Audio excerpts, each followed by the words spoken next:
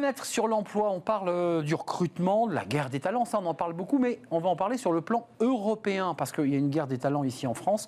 Mais vous me direz, si vous ne trouvez pas ici en France, élargissez votre champ de recherche au plan européen. Et justement, on en parle avec Émilie Narcy. Bonjour Émilie. Bonjour. Merci d'être venue sur ce plateau. Je dis merci parce que vous arrivez de Dublin. Oui, ce matin. Voilà, donc c'est quand même c'est pas rien. Directrice des opérations chez Approach People Recruitment, dont le siège est à Dublin. Exactement. Créé par un Français. C'est ça. Et vous avez essaimé parce qu'il y a aussi des bureaux en Europe et à Paris en particulier. Ça, c'est les chiffres de la Commission européenne qui ont été publiés début 2021 sur la mobilité. Il y a 17,9 millions d'Européens qui vivent dans un autre pays de l'Union européenne, dont 13 millions en âge de travailler.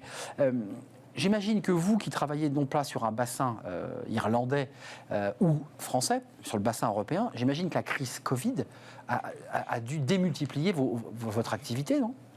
Alors, l'après-Covid, oui. L'après-Covid. L'après-Covid, Laurent Girard-Clodon, le fondateur de la société, on en parlait ensemble cette semaine, me disait il y avait une envie d'ailleurs avant. Et aujourd'hui, il y a un besoin d'ailleurs. Le Covid a vraiment accentué ce besoin d'aller chercher ailleurs. Et en plus, c'est devenu un besoin pour les entreprises également. On parle de la guerre des talents de tous les côtés.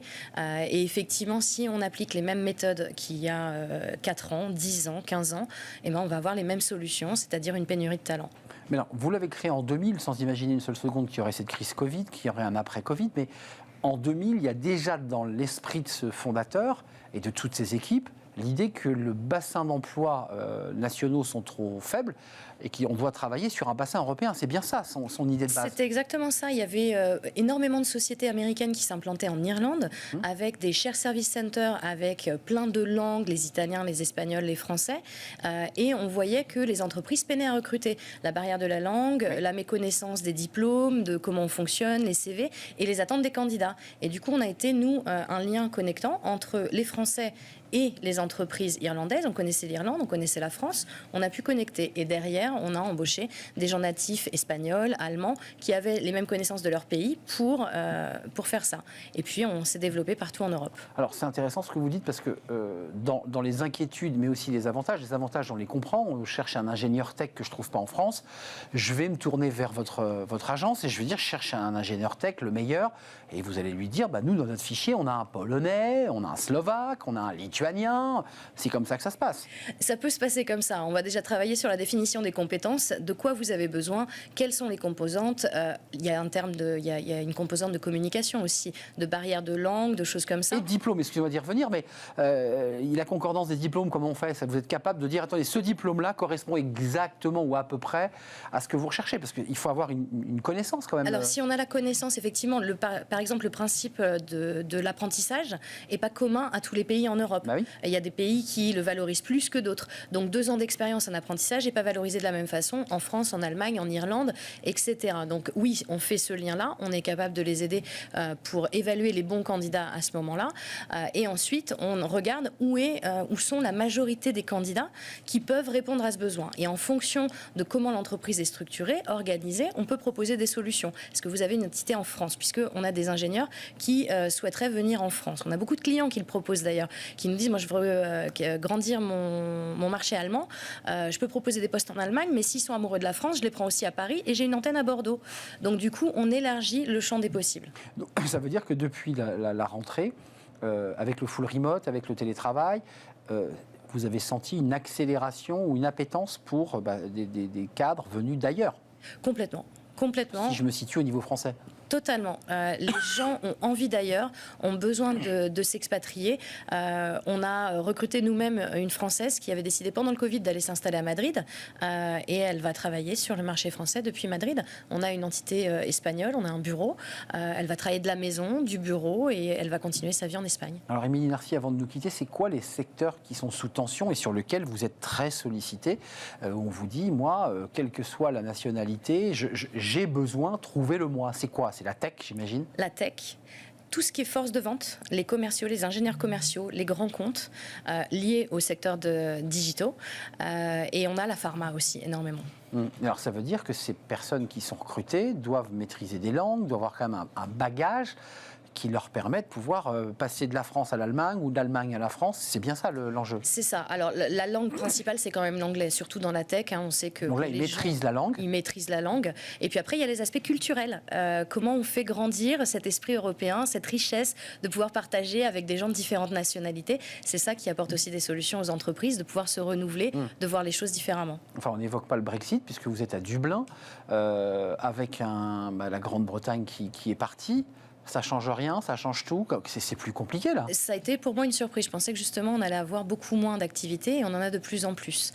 On a de plus en plus de demandes de gens qui peuvent parler plusieurs langues dans différents secteurs d'activité. Et la première chose que les entreprises nous disent, vous en faites pas, on va vous aider avec le visa. On prend quelqu'un de n'importe où et on va aider avec le visa. Donc ça n'a pas arrêté. Voilà, donc ça n'a pas coupé les liens.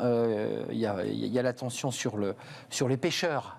Mais là dans votre business, globalement, les entreprises font le maximum, organisent l'avenue, les visas, les tampons pour avoir leur talent, on est d'accord? Continuent et démultiplient, c'est-à-dire qu'en plus de leur siège à Londres, par exemple, ils ont aussi une antenne en Allemagne, en Hollande, en Irlande. Il y a beaucoup de sociétés qui sont venues en Irlande de ce fait pour garder un pied dans l'Europe, mais le recrutement en Grande-Bretagne continue de se développer très fortement aussi. Donc ça cartonne en Grande-Bretagne. Ça cartonne. Qu'est-ce que vous diriez de l'Europe? Parce que là, on est dans un débat présidentiel, mais il y a des élections européennes, on nous dit l'Europe est morte, l'Europe est terminée. Enfin, je sais pas, quand je vous entends parler, j'ai l'impression que l'Europe est, sur le plan, je dirais, du mouvement des populations, elle est extrêmement vivante. Non, et c'est une chance formidable. J'ai eu la chance, moi, de pouvoir voyager et travailler dans différents pays dans le monde. Et quand on est confronté à des problématiques de visa pour pouvoir aller travailler et s'expatrier, on se rend compte vraiment de la chance qu'on a de travailler en France. Il y a quelques formalités, un numéro de sécurité sociale, un enregistrement auprès des différents organismes. Et si on a une nationalité européenne, on peut travailler n'importe où. C'est une vraie chance, c'est une vraie opportunité. Les jeunes aussi en profitent de plus en plus. La libre circulation, la liberté de pouvoir passer d'un pays à un autre sans trop de contraintes particulières. C'est ça. Donc l'Europe est vivante. À travers la fenêtre de votre cabinet, elle est très très vivante. Très très très vivante. Je suis jeune, ce qui n'est pas mon cas, j'ai envie de bouger. Je m'inscris dans votre cabinet, j'amène mon CV, j'explique mon niveau, vous m'enregistrez. Et je vous dis, moi je suis prêt à bouger. C'est ce qu'on vous dit? C'est ce qu'on nous dit. On a toutes nos annonces qui sont sur notre site internet. On fait beaucoup d'approches directes également. Et les gens qui nous contactent en disant j'ai un projet, j'ai envie d'aller là-bas, vous avez des compétences, on va déjà évaluer votre niveau de langue, ce que vous avez envie de faire. Et ensuite, on va regarder avec nos clients qui peut avoir besoin de vous. Et les destinations, je dirais, de ceux qui poussent leur porte ou les gens que vous chassez, c'est quoi? Ils vous disent aujourd'hui je suis en France, moi je suis prêt à bouger. Ils veulent bouger où? L'Espagne. Beaucoup, au soleil. Le Sud, l'Espagne, beaucoup. L'Irlande aussi, parce que c'est un pays anglophone dans l'Europe. Bien sûr. Donc ça, c'est très attractif. Et la France avec le télétravail qui est quand même contenu dans le package. L'idée, c'est qu'ils sont prêts à bouger, mais en même temps, s'ils font du télétravail, c'est bien aussi.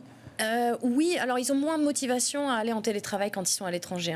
L'idée de l'expatriation, c'est quand même d'échanger avec d'autres personnes, de pouvoir s'enrichir, de pratiquer la langue, de découvrir les autres codes. Donc un peu moins de télétravail, mais quand même une composante de... En fait, c'est la liberté. Le télétravail, aujourd'hui, c'est la liberté des gens de s'organiser comme ils ont envie de le faire, de pouvoir vivre dans le pays dans lequel ils ont envie de vivre. Et donc, oui, ça aide beaucoup. Eh bien, j'ai envie de vous dire bon voyage, bon séjour à Paris. Merci beaucoup. Vous qui êtes française mais qui travaillez à Dublin, car le siège de votre entreprise est à Dublin, on l'aura compris, avec des antennes Madrid, Paris, Barcelone, Genève, Lyon, Bordeaux. Non, voilà. Bordeaux, pas encore. Pas encore Bordeaux. C'est un scoop. Vous voyez, Émilie Narcy nous a donné un scoop. Vous allez ouvrir donc une antenne à Bordeaux pour la concurrence. C'est une information. Directrice des opérations chez Approach People Recruitment basée à Dublin. Merci de nous avoir rendu visite. Bon vent, comme on pourrait dire chez les marins. Merci à vous qui nous suivez. Merci à vous qui nous regardez et qui réagissez évidemment sur les réseaux sociaux. Merci à toute l'équipe. Merci à Axel Paulou pour la réalisation. Merci à Lauriane qui était en double manette. Merci à Guillaume pour le son. Merci à Fanny Griesmer et à Margot Ruot qui m'accompagne dans cette aventure quotidienne. Je serai là demain.